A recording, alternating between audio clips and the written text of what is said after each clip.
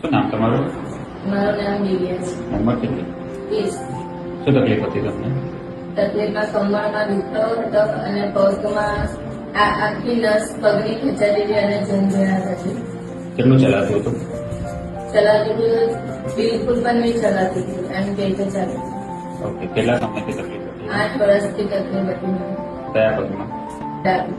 ડાબા પગમાં. શું પછી શું કર્યું તમે? કોઈ ઈલાજ કરેલો એનાથી કોઈ તકલીફ થતી?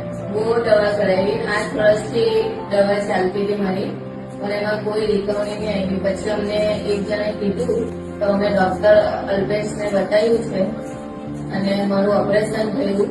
કેટલો ટાઈમ થયો ઓપરેશન? ઓપરેશનને 1 વર્ષ ને 1.5 વર્ષ જેવું થયું અને સ્ક્રૂ લાગેલા છે અને બધી રીતે સારું છે. મેં બધું ઘરકામો કરી શકું છું.